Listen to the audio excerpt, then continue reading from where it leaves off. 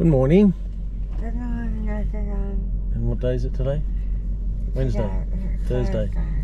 Happy Thursday. Happy Thursday, everyone. Well, today we're just doing a day trip out to Walhalla just to show you guys a little bit of history in this area around Maui and Traralgon and stuff. Walhalla's an old gold mining town back in the 1800s, steeped in a lot of history, and I think it's the last town either in Victoria or Australia that actually got connected to the power grid.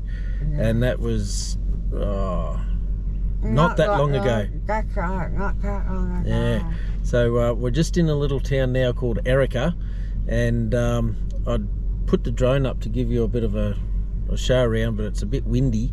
There is a caravan park here you can stay at. It's not too bad. Price is okay, but there's a pub just over there. We'll probably show you on the way back. I stayed there before. Yeah, at the pub. Yeah, stayed there. Yeah, it's good after a good day's four-wheel driving, and in the winter out in the snow and everything up here.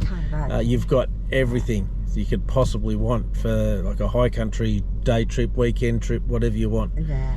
It's But you'll love Walhalla. It's a beautiful little town, built in a steep valley, but I'll tell you more when we get there. Yeah. So enjoy the day, everyone. Have a great day. Yeah, I'll see you up there. Bye-bye. It's beautiful around here. It's not that far also, like from here in Erica, to go up to a place called Mount St. Guinea during the snow. It's like a free snow resort type thing. It's tobogganing cross country. There's no lifts, there's no facilities or anything, just a big car park and some toboggan tracks, and as I said, some trails up there. What else is around here? There's Rawson. It's another little town. There is a caravan park and that there, but suss it out before you go. But from there, like from here at Erica, just turn off and we'll heading to Walhalla. So we'll show you that.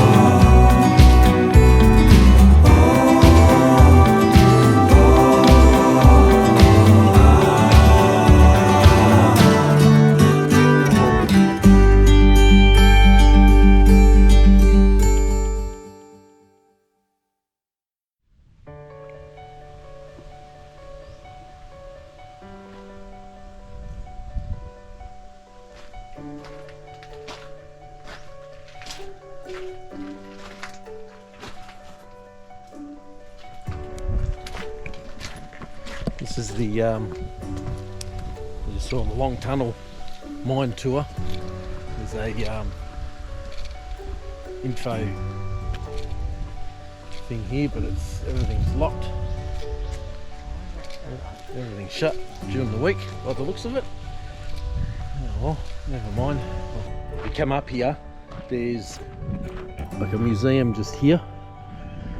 You can have a look around. I think it's free to get in, but doing the tours, the mine tunnel tour, that's cost. I'm not sure the cost of that. There's a bit of a vantage point up here. See down there. You can see it's all in the big valley. In townships just down there. There's some camping spots down that way. That's the main stream. Now down during the heyday, when this was really popular for the gold mining, that stream was polluted of arsenic and all sorts of other chemicals for how they extracted the gold out of the ore. And then couldn't drink it, they had to bring water in, and that's sort of one of the reasons why the town went downhill, stopped. Not only that, the gold ran out, and then they cleaned it all up and people started coming back, rebuilding, and now it's a nice little tourist town. There's a couple little tunnels here that aren't really blocked off, but you don't want to go in. That one's just shallow. You can hear that. Looks like it sounds like a waterfall. Well, it is. But what's in there? Oh, flood damage. So looks like it goes in a fair way. But because of all the rains, nah, not even going to attempt it. And look, it's still doing some botany work.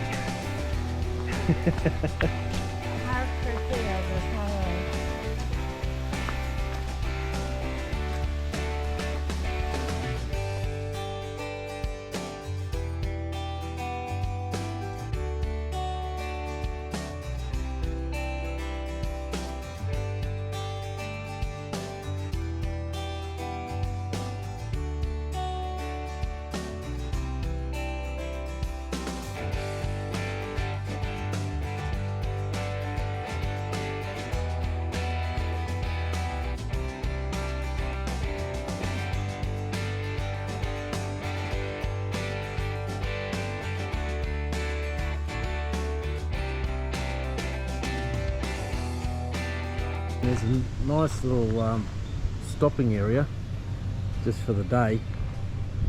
It used to be a bit better. You got the creek just there, the main road. They've fenced it off. Obviously redoing the ground. There's toilets just there. Sort of, you can camp, just in tents, but a bit tight for a van. That little shed there, hut thing, I've actually slept in that in my swag when it was nice and cold. There's walks all up through here. This little creek that I told you about before, it's always flowing, and just a nice little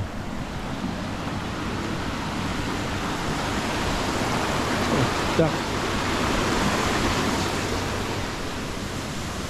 Nice little spot.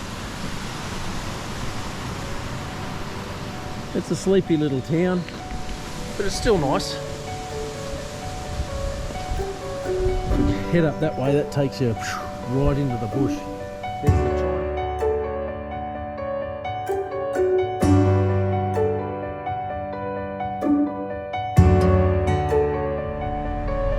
That brass band thing there. On busy days, there's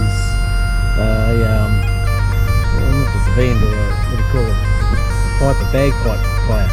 He stands up there and practices his playing his bag. It sounds good, it echoes throughout the valley. Quite surreal actually. Got the old fire station here. And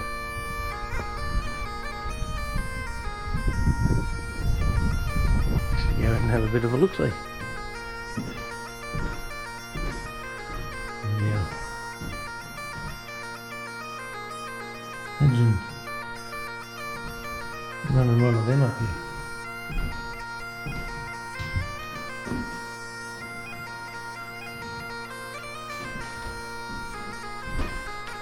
Some old pictures of the town.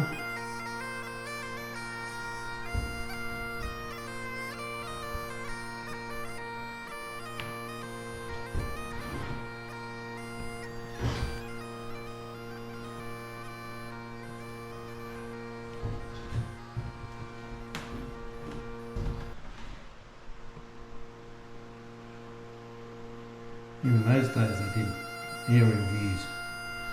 There we go, what was that? That one, 91. Goes to show you how much they've restored this little town. That one, 1970. There we go, that one. Members of the Walhalla Volunteer Fire Brigade, 1897.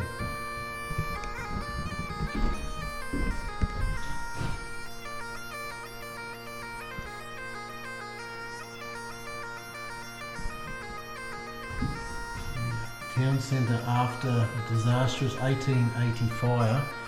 Photo was taken from behind the Catholic Church. Wow. Okay. 88 fires again. Is that the Empire Hotel? 1880. Again before it burnt down. This little town was bustling back in 88, obviously before the fires. No, that's rebuilt after the fires. Wow. Okay, there we go, there's another one. 1945.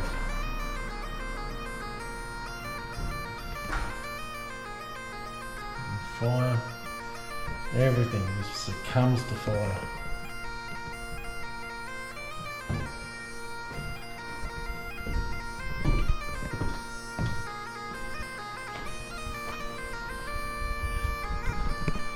Up there is a cricket oval. They actually held the ashes. Oh, I don't know whether it was the ashes or it was might have been a test match. What they did was the locals went up there the night before, slept there, no worries. Then the visitors came and they had to really walk up there. And they were knackered for the day, getting up there. And a few times hit a six, the backyard cricket, 6 and out, over the fence. Well, they had 6s and 4s and everything had to come down here, grab the ball and run back up. No.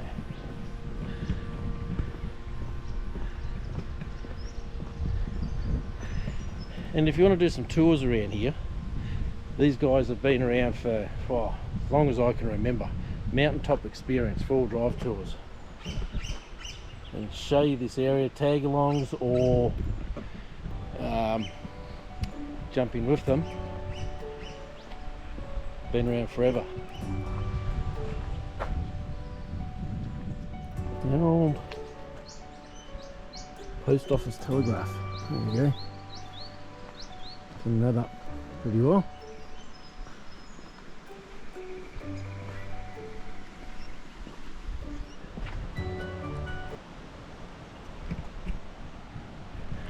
There you go, the Walhalla Goldfields Railway. It's the railway down there. That little steam engine goes across, that's the main road. And it's over the river.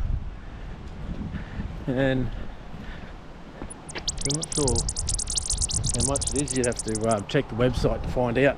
But it's a good little outing. It's not that long, but it's very, very picturesque. Yeah, so that's sort of Walhalla in a nutshell. You can spend more time there, but as you saw, it's pretty quiet. If you want a bit more, want things open, say come on the weekend, but there'll be more people there as well. But it's best to, you can't camp. You used to be able to, but you don't bother. Stay down at, say, Erica or somewhere else. Do a day trip up here. Have a look on the map. You can keep going through, go up to, there's a sign, and you turn left way further up. It's Thompson's Dam, the main water catchment for, one of them for Melbourne. But just before that, there's another bridge that you can camp down. If you've got a hybrid van or a like a smallish type van, yeah, you can get down there. Wouldn't go any further because the roads are very tight and windy.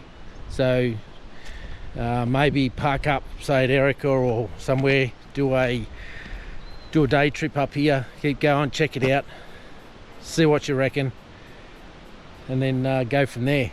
But plenty of four-wheel driving around here. Don't do it on your own because they are very steep and scrabbly around here, so just be very careful if you do go four-wheel driving, even with someone else. Please be careful.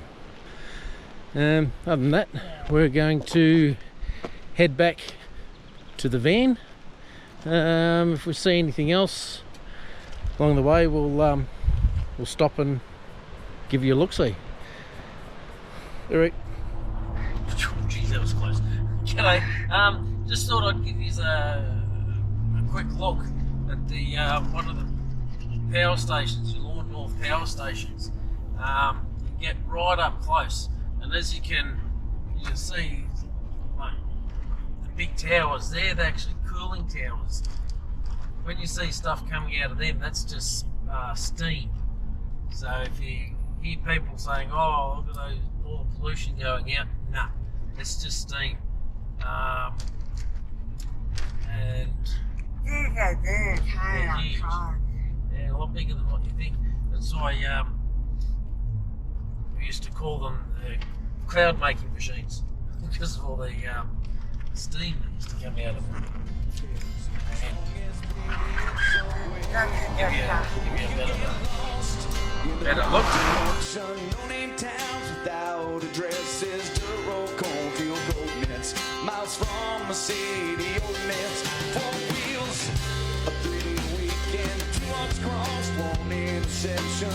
There's no wrong way to get lost. Yeah, there's no wrong way to get lost. In the right direction,